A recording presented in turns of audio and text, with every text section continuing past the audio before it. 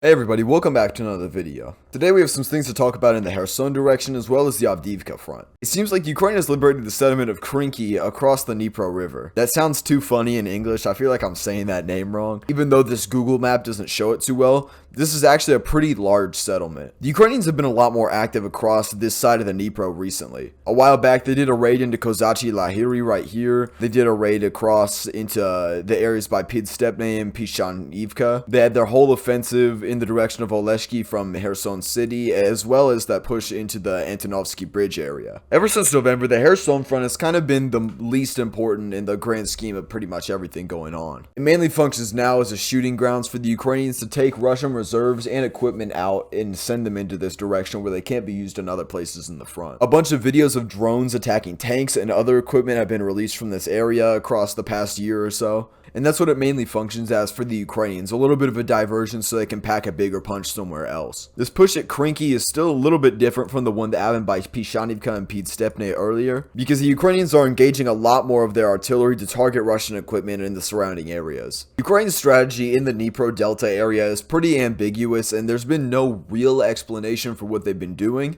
But it has caused a lot of chaos on the Russian side and forced them to reallocate some equipment, so it has been successful in that way. It's seeming more and more likely that that push that they did by Pishanivka and Stepne was sort of just a raid that they did to draw Russian reserves, cause chaos, as well as just do a raid and to take out some equipment and stuff. The next area I want to talk about is Avdiivka and this Russian claim that's existed for about a week on this fortification called Terrakhon. The Russians have taken massive losses in this Avdiivka offensive when they originally tried to take Stepova and do an assault from the south. However, this didn't happen, and instead a lot of their tanks and everything else just got blown up. And the main reason was because Ukraine had this fortification up north right here called Terrakhon. It's this massive hill right here which gives the Ukrainians good firing positions as well as high ground over pretty much the entire surrounding area. The Russians sent wave after wave of everything at this fortification in order to take it because it's probably the most important thing in this whole area. I think it is pretty much confirmed that the Russians forced the Ukrainians out of the fortification, but they didn't establish full control over it themselves. A day after that, which was about a week ago, the Russians claimed that they had full control over Terrakhon. However, no visual evidence has been provided of this, and usually if a claim goes for 1 week without any evidence, it's likely false. The problem with this is since the Ukrainians now don't directly control Terrakhon, and this will make Russian advances in the fields to the east of the settlement of Krasnohorivka a lot easier. The Russians have already tried to punch through the Ukrainian lines here, but so far have failed. I think with how much artillery is being used on either side, I think it's unlikely that the Ukrainians will probably